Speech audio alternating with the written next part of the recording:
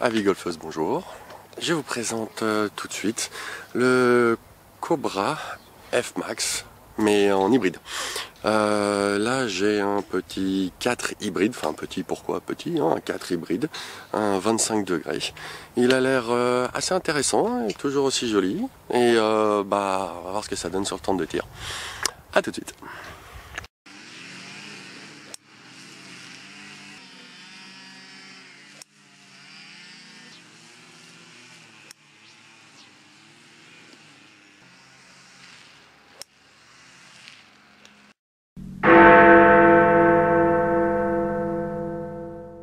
Nous sommes aujourd'hui à Vaucresson pour tester les clubs de la marque Cobra. Sur le parcours du Stade Français. Oui, de Arras-Lupin. Arras-Lupin, voilà. Un endroit très agréable d'ailleurs. Hein, oui. Très proche très de Paris et très agréable, je trouve. Oui, un petit 9 trous. Oui, très mignon et un beau practice. Et un très beau practice.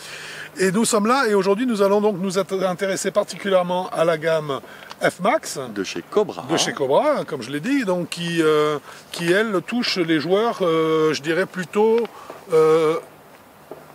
très haut Deuxième, handicap. troisième, quatrième, cinquième Et série. débutants, voilà. En fait on part de 20 de handicap, d'après ce qu'on a vu ensemble. Hein. Oui. Ce sont des clubs qui seraient adaptés à une gamme de joueurs allant de 20 de handicap à non classés. Exactement. Et là précisément dans cette série, pour vous mesdames, aujourd'hui nous parlons du hybride. De l'hybride. De l'hybride. Donc là c'est un hybride 4 à 25 degrés. À 25 degrés, voilà. Ah bah alors, moi j'aime bien le femme 25 degrés. Oui, on avait fait, je me permets justement, hein, après toi. On avait fait un test sur l'hybride homme. Oui. Qui lui était lofté à 19 degrés de mémoire, oui. Et on disait justement que vu la gamme de joueurs auxquels il s'adressait, on aurait vu un loft un petit peu plus supérieur. Et là, chez les femmes, là, oui, mais celui qu'on a testé, il existe, mais celui que tu as testé là, il est pile dans le bon loft, je pense. Pour moi, il est parfait. Pour un hybride de femme. Exactement. 24-25 degrés, c'est très bien pour ces zones de handicap là. Exactement, ça fait monter la balle tranquillement. Exactement, facile sortie de rough possible aussi, une bonne distance quand même. Un bon vol de balle, absolument, bref, beaucoup de choses vont très bien. Et qu'est-ce que tu en as pensé alors de cette hybride? Bah, vraiment beaucoup de bien aussi. Non seulement, bah là, le loft est bien, le club est bien équilibré, très joli, noir nacré. Ouais, sympa. Oui, oui, très agréable à regarder, ça compte toujours. Agréable à jouer. Pas spécialement léger mais pas lourd non plus, équilibré en plein centre. Au niveau du toucher, un petit contact clair qui me plaît énormément.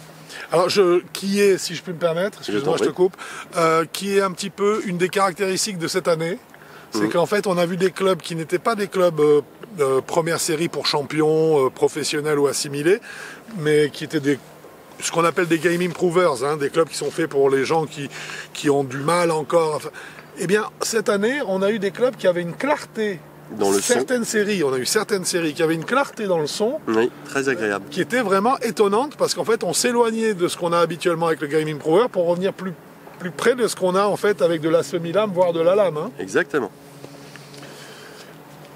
C'est tout ce que j'avais à dire. D'accord. Hein?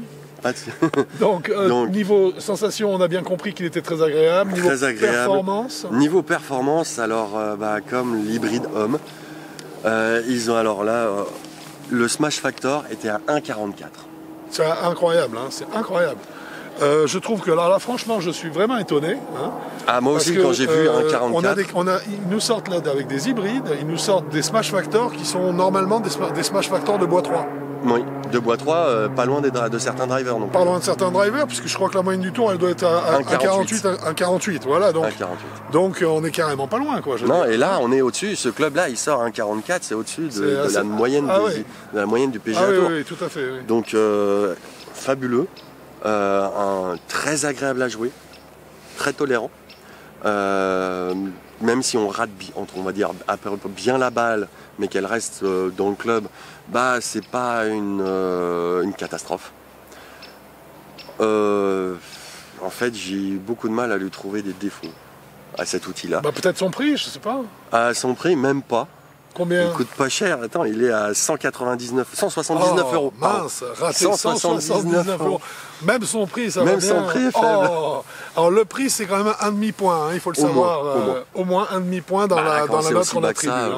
Et surtout, là, c'est aussi fort, efficace, c'est pas tous les jours qu'on voit ça. Hein. Ouais, donc ça veut dire que mesdames, ce que tu conseilles à mesdames, c'est d'y aller. Quoi. Voilà, hein il n'y a pas d'hésitation à avoir. Là, cet hybride-là, s'il vous manque un hybride, vous allez prendre Cobra F-Max si vous êtes dans les 2e, 3e, 4e ou 5e séries et que vous n'êtes pas en pleine progression, donc 2e série.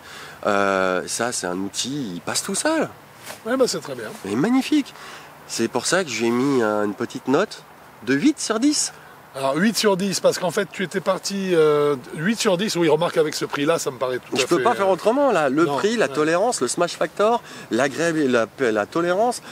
Ouais, le plaisir de jeu. Le public pour qui c'est adressé, c'est 2,56 à 20, donc une gamme très large qui est très pratique. Et ce qui garantit une durée de vie du matériel qui est plus importante. Voilà, et pas cher en plus. Et en plus pas cher. Bon ben voilà, on a je peux pas faire moins de 8, hein. Là, voilà. Mais ne faites pas moins, monsieur. Non, je ne ferai pas moins. C'est votre dernier mot. C'est mon dernier mot et pas de joker. Merci, mon cher Jean-Pierre. Franck. Ah, pardon. Eh bien, c'est parfait pour moi. Je te remercie beaucoup, Quentin. Pour moi aussi. Hein Je t'en prie, à bientôt sur un parcours de golf. Et sur le site Avigolf. Exact. Bon golf à vous. Au revoir.